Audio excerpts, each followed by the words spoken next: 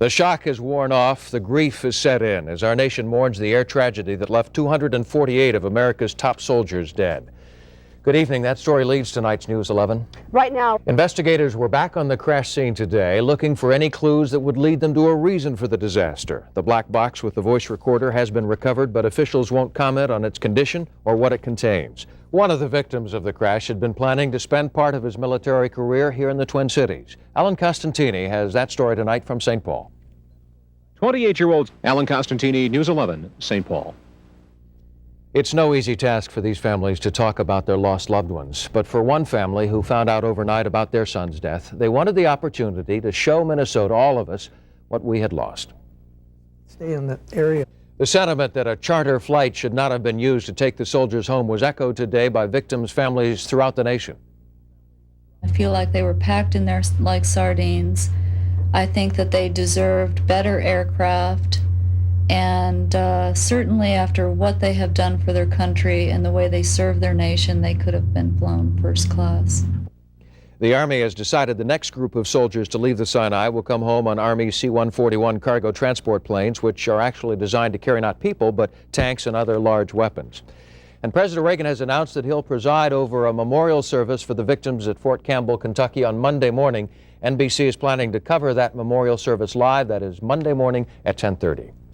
in other news tonight, A Carver County landmark is gone tonight after fire destroyed the old Riverside Ballroom. Investigators aren't sure what started the huge blaze.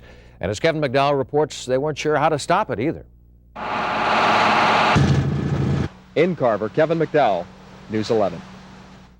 There's an ironic twist tonight, along with new allegations of loafing within the Minneapolis Police Department. Lieutenant Raymond Presley is accused of skipping out of work early to go home and during warmer weather to play golf. He heads up the Internal Affairs Division that investigates police misconduct. While looking into the matter last month, officials neither cleared nor substantiated the charges, so a new investigation has started. News 11 has learned.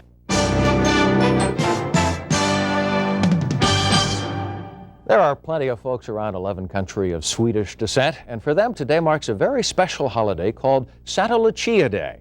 As Kirsten Lindquist tells us tonight, here and all over the country, celebrations were held to honor a 4th century Italian saint. Get a lot of joy out of the experience as well. A lot of happiness at the Met, too, but it wasn't the North Star Strikers the tonight. Strikers. Can you believe the striker team? Their streak is alive. Oh, alive. It's alive and kicking. Unbelievable comeback by the Strikers at Giants Ridge today. Okay, I wonder if that St. Louis Steamer goalie still sitting there at the goal. Unbelievable. Alan Willie. That's using your head, Alan Willie. Oh, what a great game. Thanks, Randy. Coming up, underground living. Some migrant workers living. The John Bachman is surrounded by bears and all sorts of things brought to our Christmas here, John, for the Christmas tree for the same reason. Yeah, look at how filled our Christmas tree has become. The toys have been pouring in all week. We've shown you a lot of real cute, cuddly types of toys. I want to show you one that is maybe even more popular with the kids. Can we see this? This is the ugly thing. Look at that. It even has a big tail in back.